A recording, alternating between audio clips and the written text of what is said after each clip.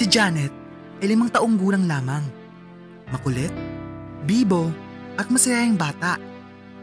Unang araw ng Nobyembre, marami ang mga kandilang nakasindi sa tapat ng mga pintuan at ito ang napili niyang paglaruan. Ilang beses na siyang pinagsabihan ng kanyang nanay at Manong Ed na huwag paglalaruan ang anumang bagay na pwedeng magsimula ng apoy. Nakita niya ang posporo at kandila sa lamesa. Alam niya kung anong mga ito, pero hindi pa niya nasusubukan kung paano ito gumagana katulad ng ginagawa ng kanyang Manong Ed. Uy, kandila! Asan kaya ang Manong Ed at nanay? Hihi, gusto ko paglaruan. Huwag! Delikado kami para sa'yo. Sige lang at kunin mo ko at paglaruan. Walang magagalit. Wala ang nanay at Manong Ed sa paligid. Ha? Sino kayo? Bakit kayo nagsasalita? Hay, ang daming tanong. Kunin mo na ako please. Ayoko na, ang bigat na ng mga palito sa loob ko. Ano ka ba, Lito? Bata yan. Masyadong delikado sa kanya ang paglalaro sa atin. Janet, huwag paglalaro ng kandila at posporo ha. Malalagot ka talaga kay nanay. Manong, nagsasalita sila. Kinakausap nila ako. Ang posporo at kandila, nagsasalita. Ha? Ano bang pinagsasasabi mo? Sabi ko kasi sa'yo, matulog ka sa tanghali para di ka nakakapag-isip ng kung ano-ano.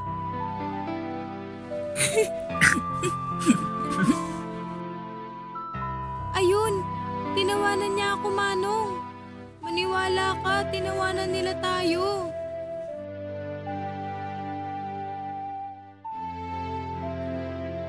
Ano, handa ka na bang paglaruan kami? Masaya to! Huwag mo nga tinutukso yung bata. Paano kayo nagsasalita? Hala, sumani ba sa inyo ang mga ligaw na kaluluwa ngayon? Sabi kasi ni nanay, naggagala raw ang mga kaluluwa sa araw ng mga patay. Oo, ganun nga. Au! Kukunin ka namin at susunugin! Di naman ako natatakot sa'yo. Kahit ano pang sabihin mo. Oo, tama na yan. Nakakapagsalita kami dahil isa kami ni Lito sa dahilan ng sunog at pagkawala ng buhay ng maraming tao sa mundo. Janet? Janet? Asan ka na namang bata ka? Andito na ako, dala ang paborito mong banana Q. Oh, himala. Andito ka sa bahay. Ano nakain mo? Asan ang Manong Ed? O siya, tawagin mo at magmerienda tayo.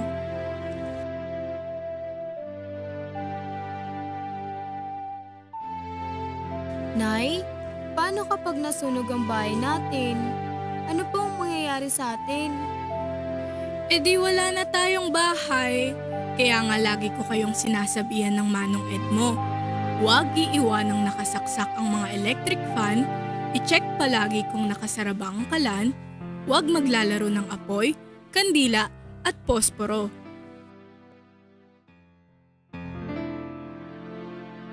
Nakalipat kayo? Paano? Hala, ang galing, may paa rin pala kayo. Malamang, kawawa ka naman pag nasunog namin itong kama mo. Saka ang panghinang higaan ha. Hoy, baby pa kasi ako. 5 years old lang ako, no? Kaya nga, 5 ka lang. Bakit mo pinaglalaruan ng mga kandila sa harap ng bahay, Aber? Napakadelikado nun. Mamaya magkasunog na naman tapos amin na naman ang sisi. Tama si Lito, Janet. Huwag maglalaro ng apoy. At sana, huwag din hayaan ng mga nakatatanda na may mga nakakalat na bagay sa paligid na pwedeng magsimula ng sunog. Ayaw na naming may mawalan ng buhay dahil sa amin. At syempre dahil din sa kapabayaan ng mga tao. Magiging tao pa ba kayo? Hanggat hindi natututo ang mga tao sa kapabayaan nila sa paggamit ng apoy, ay hindi rin mabubuhay si Lito Posporo at Lila Kandila. Patuloy silang bibisita sa bawat bata para turuan sila ng leksyon na hindi dapat gawing laruan ang mga bagay na makakasira ng buhay.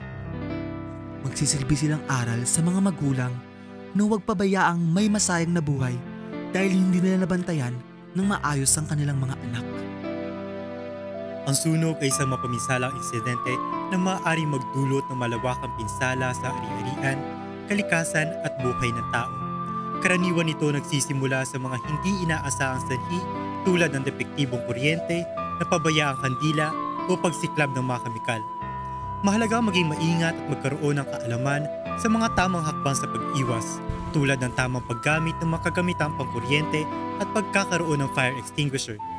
Sa oras ng sunog, dapat manatiling kalmado, sumunod sa mga emergency protocol at agaran tumawag ng mga otoridad tulad ng bumbero upang mapigilan ang pagkalat nito.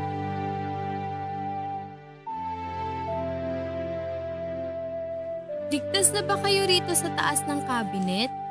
Ipapalagay ko na lang kayo sa manong Ed ko roon para hindi ko na kayo mapaglaruan ulit. Ligtas na kami rito. Huwag ka na maging makulit ha. Delikado ang apoy. Di ka na makakapaglaro sa labas, sige ka. Hayaan mo siyang di makapaglaro sa labas para makatulog naman siya sa tanghali.